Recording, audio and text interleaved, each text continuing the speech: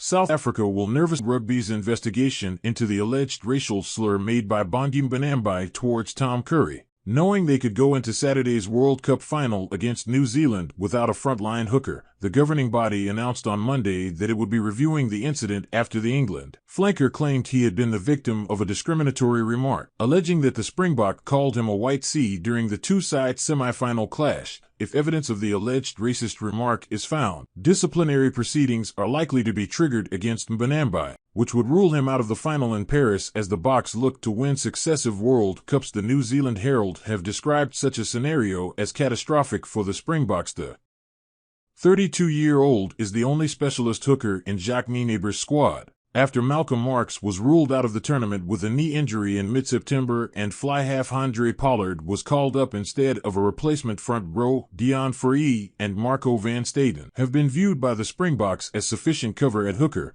but both players are primarily flankers rather than front row players. However, while a player cannot be called into a World Cup squad to cover for suspension, special dispensation can be granted if it is felt the integrity of a match might be affected.